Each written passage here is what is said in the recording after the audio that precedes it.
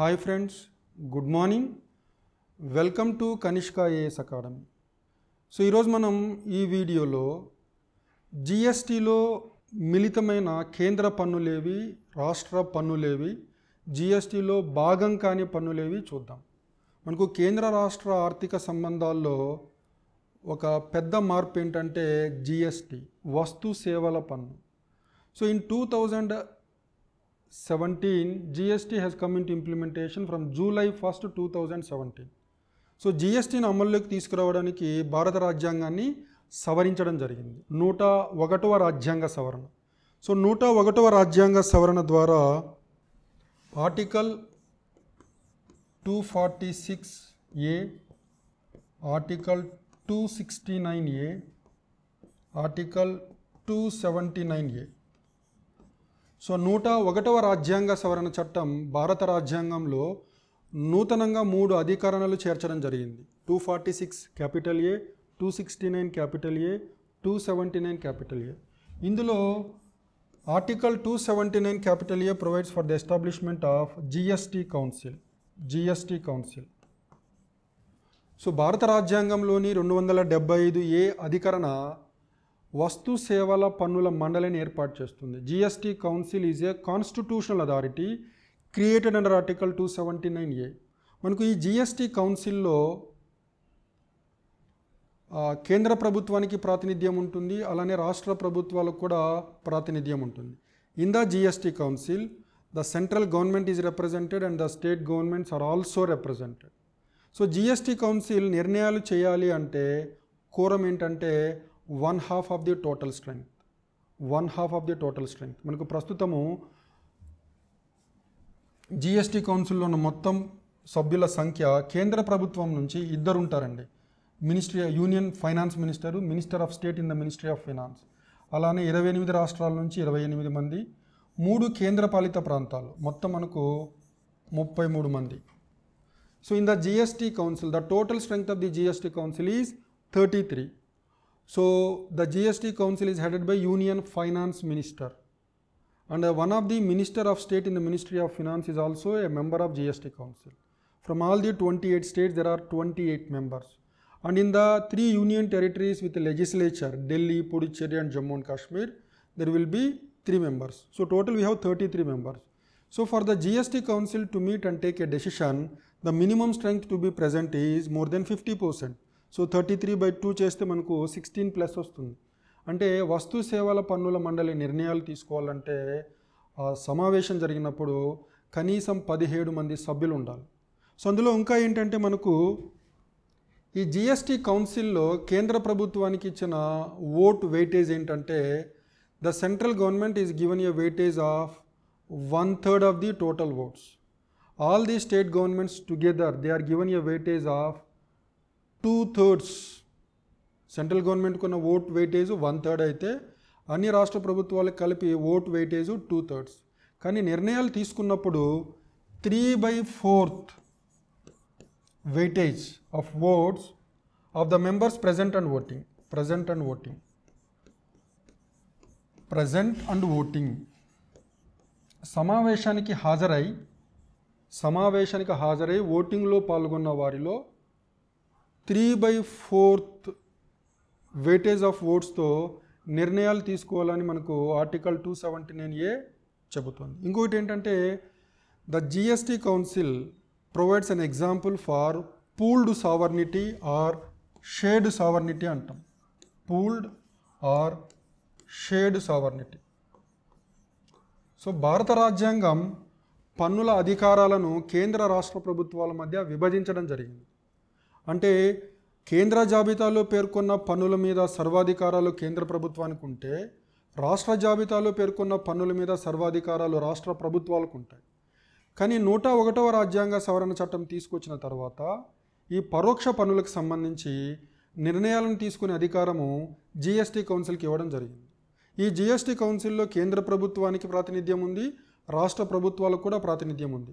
అంటే కేంద్ర రాష్ట్ర ప్రభుత్వాలు తమ సార్వభౌమ అధికారాన్ని సంయుక్తంగా జిఎస్టీ కౌన్సిల్లో ఈ అధికారాన్ని చలాయించడం జరుగుతుంది.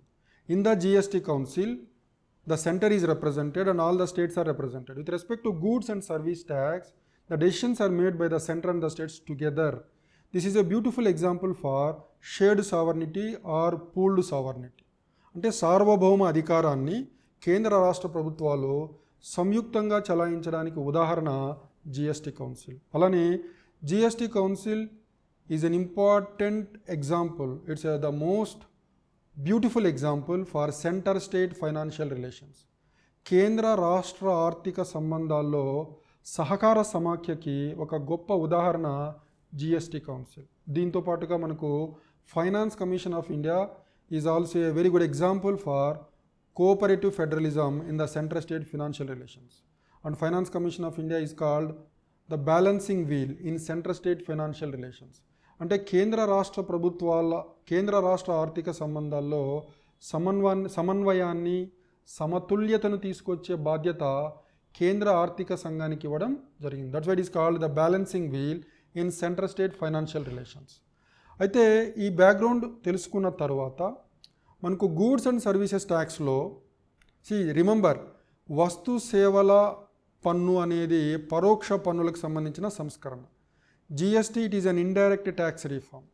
సో ఇందులో భాగంగా కేంద్ర జాబితాలో ఉన్న పరోక్ష పన్నులు జిఎస్టీలో కలిసిన పరోక్ష పన్నులు ఏంటి? జిఎస్టీలో భాగమైన కేంద్ర జాబితాలోని పరోక్ష పన్నులు, జిఎస్టీలో భాగమైన రాష్ట్ర జాబితాలోని పరోక్ష పన్నుల గురించి తెలుసుకుందాం. అలానే జిఎస్టీలో భాగం కాని పన్నులు కూడా కొన్ని ఉన్నాయి. సో ప్రత్యక్ష పన్నులన్నీ, కేంద్ర ప్రభుత్వం విధించే ప్రత్యక్ష పన్నులు జిఎస్టీలో భాగం కాదు. అలానే కేంద్ర ప్రభుత్వం విధించే కొన్ని పరోక్ష పన్నులు కూడా జిఎస్టీలో భాగం కానివి ఉన్నాయి. అవేంటో ఈసారి చూద్దాం, ఈ వీడియోలో చూద్దాం.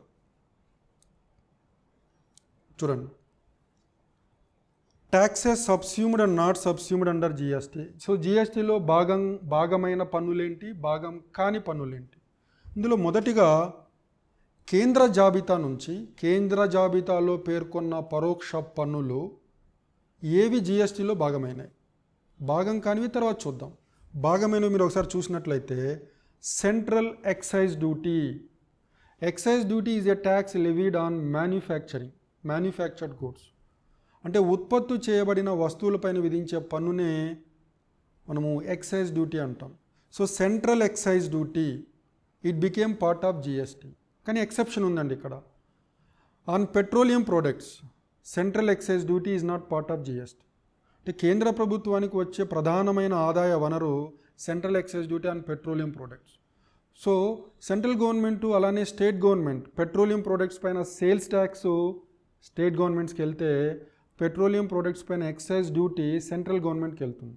సో ఈ పెట్రోలియం ప్రోడక్ట్స్ పైన వేసే సెంట్రల్ ఎక్సైజ్ అనేది జిఎస్టీలో ప్రస్తుతం భాగం కాదు. సో పెట్రోలియం ఉత్పత్తులు మినహా మిగిలిన అన్ని రకాల ఉత్పత్తులపైన వేసే ఎక్సైజ్ డ్యూటీ జిఎస్టీలో భాగం. So central excise duty is part of GST with the exception of excise duty levied on petroleum products. అలానే మనకు అడిషనల్ ఎక్సైజ్ డ్యూటీస్, మనకు భారతదేశంలో 1957లో చేయబడిన ఒక చట్టం అడిషనల్ డ్యూటీస్ ఆఫ్ ఎక్సైజ్ అంటారు. సో ఇందులో పేర్కొన్న అడిషనల్ ఎక్సైజ్ డ్యూటీస్ కూడా జిఎస్టీలో భాగమైనాయి.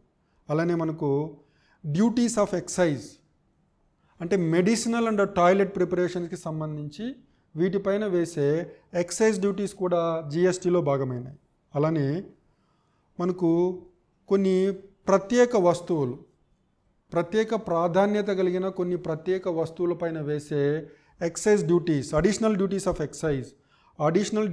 Excise on goods of special importance, ఇవి కూడా జిఎస్టీలో భాగమైనాయి. అంటే ఉదాహరణకి మనకు టొబాకో, షుగర్ అండ్ క్లోత్స్, వీటి మీద టెక్స్టైల్స్, వీటి మీద వేసే అడిషనల్ ఎక్సైజ్ డ్యూటీస్ జిఎస్టీలో భాగమైనాయి. అలానే మనకు టెక్స్టైల్స్ అండ్ టెక్స్టైల్ ప్రోడక్ట్స్ పైన కేంద్ర ప్రభుత్వం విధించే అడిషనల్ డ్యూటీస్ ఆఫ్ ఎక్సైజ్, ఇవి కూడా జిఎస్టీలో భాగమైనాయి. అలానే additional duties of customs, remember basic customs duty జిఎస్టీలో భాగం కాలేదు. బేసిక్ కస్టమ్స్ డ్యూటీ పరోక్ష పన్నే, కానీ భారతదేశంలోకి వచ్చే దిగుమతులు, భారతదేశం నుంచి వెళ్ళే ఎగుమతులను నియంత్రించడానికి కేంద్ర ప్రభుత్వం బేసిక్ కస్టమ్స్ డ్యూటీని జిఎస్టీలో భాగంగా కలపలేదు. సో బేసిక్ కస్టమ్స్ డ్యూటీ జిఎస్టీలో భాగం కాదు, కానీ అడిషనల్ కస్టమ్స్ డ్యూటీస్ జిఎస్టీలో భాగమైంది. సో ఈ అడిషనల్ కస్టమ్స్ డ్యూటీస్ యొక్క ప్రాధాన్యత ఏంటంటే, additional duties of customs is a tax applied to imported goods to align their prices with those of domestic products. అంటే దేశీయంగా లభ్యమవుతున్న ఉత్పత్తులకి దిగుమవుతున్న ఉత్పత్తులకు మధ్య ధరలు సమానంగా ఉండడానికి ఈ అడిషనల్ కస్టమ్స్ డ్యూటీని యూజ్ చేయడం జరుగుతుంది. సో ఈ అడిషనల్ కస్టమ్స్ డ్యూటీ జిఎస్టీలో భాగమైంది. అలానే సర్వీస్ ట్యాక్స్ జిఎస్టీలో కలిపేయడం జరిగింది. సెంట్రల్ సర్చార్జ్ అండ్ సెస్ కూడా జిఎస్టీలో భాగమైంది. సో ఇవి మనకు కేంద్ర జాబితాలో ఉన్న పరోక్ష పన్నులు. జిఎస్టీలో భాగమైన కేంద్ర జాబితాలోని పరోక్ష పన్నులు. అలానే మనకు రాష్ట్ర జాబితాలో ఉన్న పరోక్ష పన్నులు, జిఎస్టీలో భాగమైన రాష్ట్ర జాబితాలోని పరోక్ష పన్నులు. జిఎస్టీలో భాగమైన రాష్ట్ర జాబితాలోని పరోక్ష పన్నులు ఏంటంటే, ఇక్కడ మనకు state VAT, state value added tax ఇదొకటి. అలానే సెంట్రల్ సేల్స్ ట్యాక్స్, అంటే రాష్ట్రాల మధ్య ట్రేడ్ జరిగినప్పుడు విధించే ట్యాక్స్ని మనం సెంట్రల్ సేల్స్ ట్యాక్స్ అంటాం. ఇది కూడా జిఎస్టీలో భాగమైంది. లగ్జరీ ట్యాక్స్, రాష్ట్రాలు విధించే లగ్జరీ ట్యాక్స్. స్థానిక ప్రభుత్వాలు విధించే ఎంట్రీ ట్యాక్స్, అలానే రాష్ట్ర ప్రభుత్వాలు విధించే ఎంటర్టైన్మెంట్ అండ్ అమ్యూజ్మెంట్ ట్యాక్స్, ఇవన్నీ కూడా జిఎస్టీలో భాగమైనవి. అలానే ప్రింట్ మీడియా మీద స్టేట్ గవర్నమెంట్ విధించే అడ్వర్టైజ్మెంట్ ట్యాక్స్ కూడా జిఎస్టీలో భాగమైంది. అలానే స్టేట్ సర్చార్జెస్ అండ్ సెస్సెస్ కూడా జిఎస్టీలో భాగమైనవి. అలానే జిఎస్టీలో భాగం కాని పన్నులు ఏంటంటే, కేంద్ర జాబితా నుంచి కేంద్ర జాబితాలో ఉన్న ప్రత్యక్ష పన్నులన్నీ జిఎస్టీలో భాగం కాదు. జిఎస్టీ అనేది పరోక్ష పన్నుల సంస్కరణ అన్నాం. If GST is an indirect tax reform, direct ట్యాక్సెస్ని జిఎస్టీలో కలిపే అవకాశమే లేదు. అంటే personal income tax, corporation tax, they are direct taxes, they are not part of GST. Along with that, basic customs duty, it is an indirect tax in the union list, but it is again not part of GST. అలానే మనకు central excise on petroleum products is not part of GST. So ఇవి మనకు కేంద్ర జాబితాలోని జిఎస్టీలో భాగం కానీ ప్రత్యక్ష పరోక్ష పన్నులు. అలానే మనకు రాష్ట్ర స్థాయిలో చూసినట్లయితే స్టాంప్ డ్యూటీ ఆన్ ప్రాపర్టీ, అలానే ఎలక్ట్రిసిటీ డ్యూటీ, అలానే మోటార్ వెహికల్ ట్యాక్స్, అలానే ప్రాపర్టీ ట్యాక్స్, ఇవన్నీ కూడా జిఎస్టీలో భాగం కాదు. కేంద్ర జాబితాలో పేర్కొని జిఎస్టీలో భాగం కానీ పరోక్ష పన్నులు. అలానే మనకు sales tax on petroleum products, రాష్ట్రాలు పెట్రోలియం ఉత్పత్తుల సేల్స్ పైన విధించే సేల్స్ ట్యాక్స్ కూడా జిఎస్టీలో భాగం కాదు. The sales tax levied by the state governments on the sale of petroleum products is again not part of GST. So మనకు కేంద్ర ప్రభుత్వం విధించే సెస్సులు చాలా ఉండేవి గతంలో, కానీ జిఎస్టీ అమల్లోకి వచ్చిన తర్వాత సెస్సులన్నీ తొలగించి ప్రస్తుతం కేవలం 7 సెస్సులు మాత్రమే ఉన్నాయి. మనకు సర్చార్జ్కి సెస్కి తేడా ఏంటంటే, surcharge is a tax on tax for any purpose. అంటే కేంద్ర ప్రభుత్వానికి సర్చార్జ్ ద్వారా వచ్చే ఆదాయాన్ని దేని మీదైనా ఖర్చు పెట్టచ్చు, ఇది పన్ను మీద పన్ను. Cess is again a tax on tax but for a specific purpose. ఒక ప్రత్యేక అవసరానికి పన్నుల మీద వేసే పన్నుని మనము సెస్ అంటాం. ప్రస్తుతం మనకు భారతదేశంలో కేంద్ర ప్రభుత్వం విధిస్తున్న సెస్సులు ఈ కింది విధంగా ఉన్నాయి. అంటే ప్రస్తుతం భారతదేశంలో కేంద్ర ప్రభుత్వం విధిస్తున్న సెస్సులు, cess is a tax and tax for a specific purpose. మొత్తంగా మనకు 7 సెస్సులు ఉన్నాయి. GST compensation cess, national calamity contingency duty on tobacco products. అంటే రాష్ట్రాలు వస్తు సేవల పన్నును అమలు చేయడం వల్ల వాటికి ఆదాయంలో నష్టం వచ్చినట్లయితే ఆ నష్టాన్ని భర్తీ చేయడానికి ఈ సెస్ను విధిస్తున్నారు. అలానే ప్రకృతి వైపరీత్యాలప్పుడు రాష్ట్రాలకు వచ్చే నష్టాన్ని భర్తీ చేయడానికి, ఆదాయాన్ని సమకూర్చుకోవడానికి ఈ సెస్ను వేయడం జరుగుతుంది. National calamity contingent duty on tobacco and tobacco products. అలానే మనకు ఈ కార్మికుల సౌకర్యార్థం అంటే కార్మికులకు సాంఘిక సంక్షేమాన్ని సాధించడానికి, ఆదాయాన్ని సమకూర్చుకోవడానికి building and other construction workers welfare cess, భారతదేశంలో మౌలిక సదుపాయాలను మెరుగుపరచడానికి రోడ్ అండ్ ఇన్ఫ్రాస్ట్రక్చర్ సెస్, అలానే విద్య మరియు వైద్యం పైన ప్రభుత్వాలు తగినంత ఖర్చు చేయడానికి హెల్త్ అండ్ ఎడ్యుకేషన్ సెస్, అలానే cess on crude oil, cess on exports. ఇవి మనకు ప్రస్తుతం భారతదేశంలో కేంద్ర ప్రభుత్వం విధించి వసూలు చేస్తున్న 7 రకాల సెస్లు. So that's it about GST 101 amendment, taxes which are subsumed in GST, not subsumed in GST. So that's it about GST. Thank you.